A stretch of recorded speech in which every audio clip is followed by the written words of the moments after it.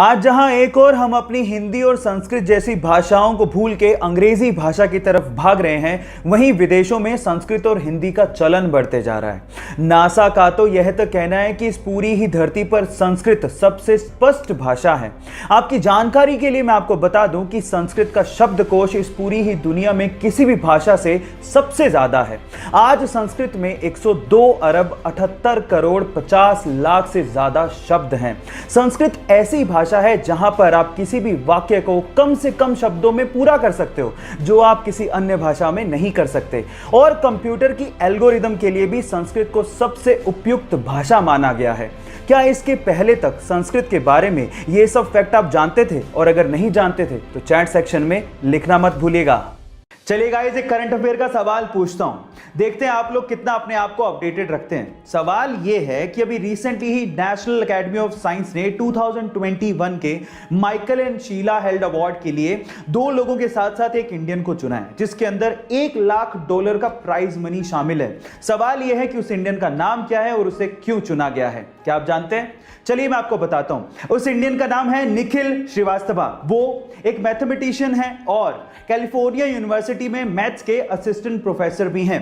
वो काफी समय से रामानुजन ग्राफ और बहुत सारी मैथमेटिकल प्रॉब्लम के ऊपर काम कर रहे थे और उनके काम की वजह से ही मैथ्स में बहुत सारी प्रॉब्लम्स का सॉल्यूशन निकाला जा सका है। इस वजह से उन्हें अवार्ड दिया जा रहा है। गाइस, है ना अमेजिंग फैक्ट? KGF और यश की दीवानगी सर चढ़ के बोल रही है और उसी का आलम यह है कि KGF चैप्टर 2 के टीजर ने YouTube पे एक नया ही रिकॉर्ड बना दिया है। जी हां गाइस, महज 2 दिन के अंदर 100 मिलियन व्यूज और 6 मिलियन लाइक्स के साथ ये YouTube का अब तक का मोस्ट ट्रेंडिंग टीजर बन चुका है।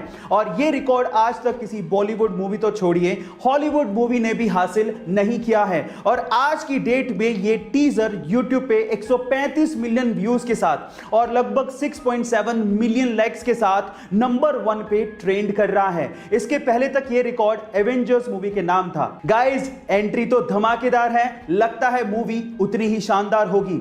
आपका इसके बारे में क्या ख्याल है? चैट सेक्शन में जरूर लिखिएगा। साल 2018 में आई एक साउथ इंडियन मूवी के बाद लोगों की जुबान पे सिर्फ एक ही बात थी कि मार्केट में एक नया सुपर हीरो आया है। उस मूवी का नाम था KGF चैप्टर 1 और हीरो यश, जिनका असली नाम है नितिन कुमार गौड़ा।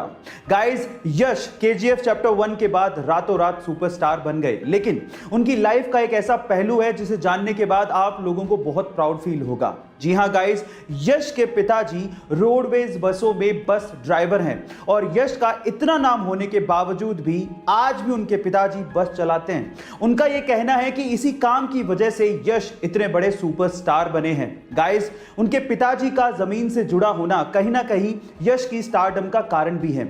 आपको यह फैक्ट जान के कैसा लगा? चैट सेक्शन में जरूर लिखिएगा। चलिए गाइस, फिर से एक KBC का सवाल पूछता हूं। आप लोगों ने नोकिया कंपनी का नाम तो जरूर सुना होगा और नोकिया मोबाइल आपने या आपके किसी फैमिली मेंबर ने यूज भी किया होगा। मेरा सवाल यह है कि नोकिया कंपनी या नोकिया मोबाइल का नाम नोकिया कैसे पड़ा? इसके पीछे का रीजन क्या है? नहीं जानते ना?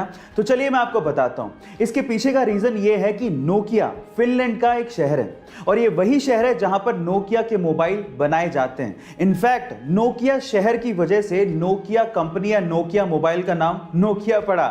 है ना अमेजिंग फैक्ट? गाइस, क्या आपको बहुत ज्यादा उबासी आती है? ऑब्वियसली आती होगी, स्पेशली किसी बोरिंग काम में जैसे कि स्टडी या फिर किसी बोरिंग लेक्चर में उबासी को कंट्रोल कर पाना बेहद नामुमकिन है।